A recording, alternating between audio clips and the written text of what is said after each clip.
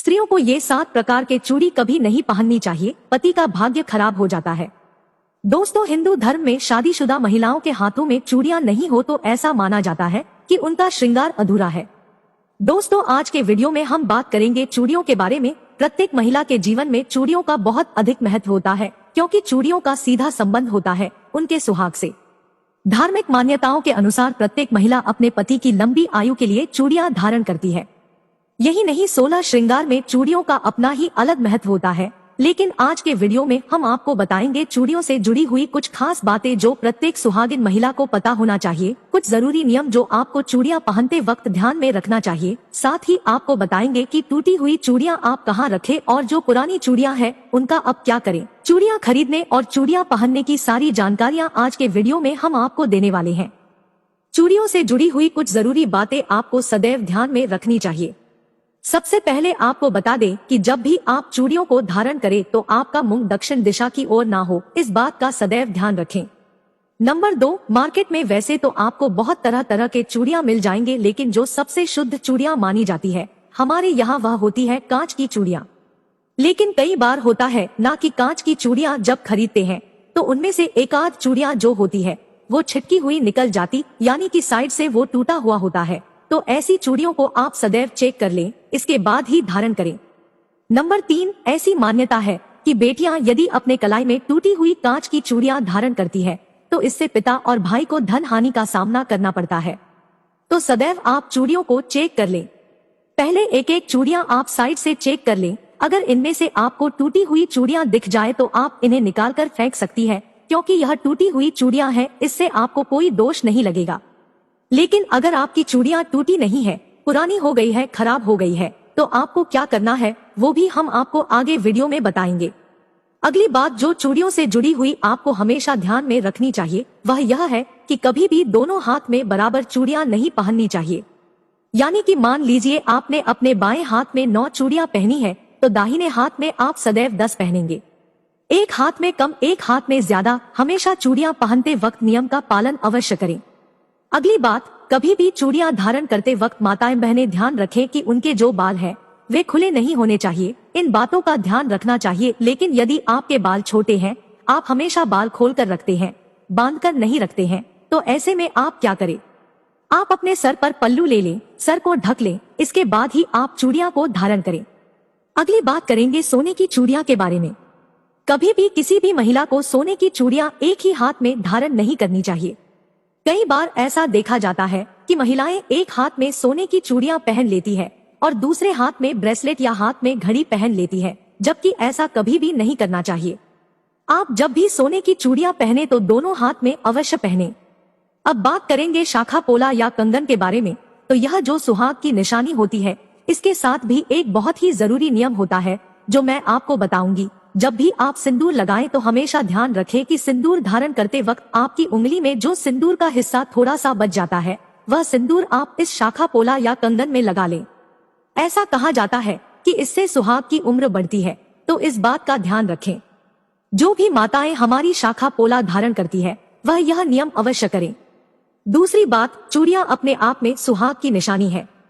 अगर आपको बहुत ज्यादा चूड़ियां पहनने से आपको कोई दिक्कत है, चूड़ियां पहनने से जिन्हें एलर्जी हो जाती है, तो अगर आप बहुत ज्यादा चूड़ियां नहीं पहन सकती तो आप शाखा पोला अवश्य धारण करें। इसके बाद आप चाहे तो 2 जूलियां हाथ में लगा सकते हैं, और अगर नहीं भी लगाती है तो यह अशुभ नहीं माना जाता।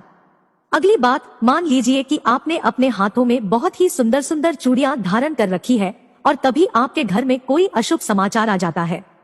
अशुभ समाचार बोलने का मतलब किसी के मरने की खबर आ जाती है।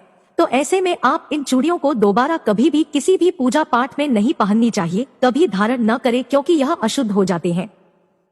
मान लीजिए कि आपने कोई नई चूड़ियां पहनी है और आप किसी पार्टी में गए हैं, किसी पेट रेस्टोरेंट में गई है और इन चूड़ियों को पहन के आपने कुछ मांसाहार इत्यादि का सेवन कर लिया। बहुत से लोग मांसाहार का सेवन करते हैं, तो यदि आपने मांसाहार का सेवन किया हुआ है इन चूड़ियों को पहन के, तो इन चूड़ियों को दोबारा किसी पूजा पाठ में धारण न करें। और दोस्तों, लाख की चूड़ियां बहुत ही शुद्ध मानी जाती है। हमारे शास्त्रों में बताया गया है कि अगर यह चूड़ियां पहनकर आप कोई पूजा पाठ करती है, सुहागिन स्त्रियां को हमेशा सुहागिन रहने का फल प्राप्त होता है। नंबर 10, प्रियजनों, हमारे शास्त्रों में बताया गया है कि कभी भी सुहागिन महिलाओं या जो कुंवारी कन्याएं हैं वह सफेद या काले रंग की चूड़ियां पहन लेती है, उन्हें भूल से भी काले या सफेद रंग की चूड़ियां नहीं पहननी चाहिए, उससे हमें दोष लगता है। कभी भी सुहागिन महिलाओं को काले या सफेद रंग की चूड़ियां धारण नहीं करनी चाहिए।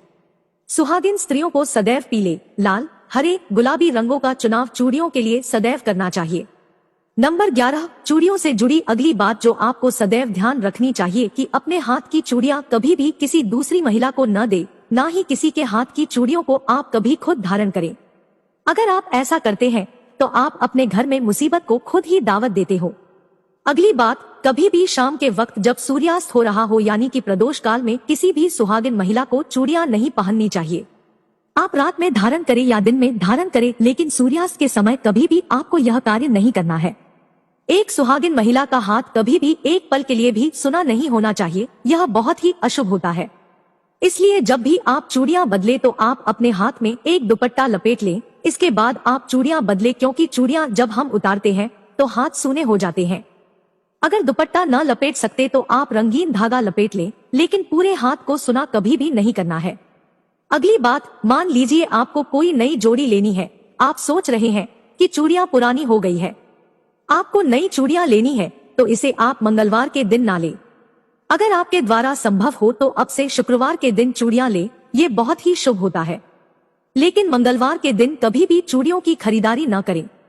अब बात करेंगे पुराने चूड़ियों के बारे में। मान लीजिए कि आपकी जो चूड़ियां हैं वह पुराना हो गया, जो टूट गया है। टूटी हुई चूड़ियों को तो आप फेंक सकते हैं, लेकिन जो चूड़ियां पुरानी हो गई है उनका क्या करें?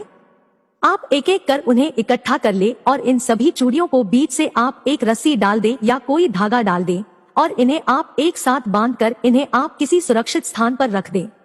इधर उधर इन्हें फेंकना नहीं है, कम से कम जानबूझकर तो कभी भी ना फेंके। अपनी सुहाग की चीजों को इधर उधर न फेंके, इन्हें आप इकट्ठा करके रख लें और जब भी कभी आप बाहर जाएं, नदी किनारे जाएं तो नदी में विसर्जित कर दें। अगर आप पुरानी चूड़ियों को फेंक देती है तो आपके पति पर मुसीबत आने की संभावना बनी रहती है।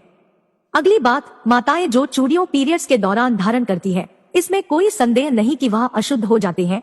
तो आप जिस दिन अपने बाल धो के स्नान करती है, शुद्ध हो जाती है, उसी दिन आप अपनी चूड़ियों को उतार कर रख दे और जो नई चूड़ियां हैं उन्हें धारण करें। क्योंकि जो आप पूजा पाठ करते हैं उस दौरान आपको पीरियड्स के दौरान जो चूड़ियां आपने पहनी हुई है उन्हें नहीं पहनना चाहिए, क्योंकि यह अशुद्ध हो जाते हैं। नंबर 16, तो प्यारी माताओं और बहनों, यह चूड़ियों से जुड़ी हुई कुछ महत्वपूर्ण बातें जो प्रत्येक स्त्री को, खास करके सुहागिन महिलाओं को पता होना चाहिए, क्योंकि यह कोई साधारण सी बातें नहीं है। यह हमारे सुहाग की निशानियों में से एक है, जिसे हम स्वयं मां भगवती को भी अर्पित करते हैं। बहनों और माताओं, चूड़ियों से जुड़ी हुई कुछ महत्वपूर्ण बातें हैं जिनका हमें अपने जीवन में पालन करना चाहिए। सबसे महत्वपूर्ण बात अक्सर घरों में देखने को मिलता है कि विवाहित महिलाएं एक दूसरे की चीजों को आपस में शेयर करती रहती है। किसी सहेलिया, रिश्तेदार ने बोला कि तुम्हारी बिंदी बहुत अच्छी लग रही है, तो सिर से उतार कर फटाफट उसे लगा देती है। शेयर करना अच्छी बात है, लेकिन कुछ चीजें ऐसी हैं जिन्हें शादी के बाद एक दूसरे से शेयर करने से बचना चाहिए। खास तौर पर ये 5 चीजें ऐसी हैं जिन्हें एक दूसरे का प्रयोग करने से बचना चाहिए। इन 5 चीजों को शेयर करने का मतलब पति पत्नी के रिश्ते का खराब होना माना जाता है। कहते हैं कि इन्हें शेयर करने से रिश्तों में दूरियां आती है और सुहाग एवं सौभाग्य को बुरी नजर लग जाती है।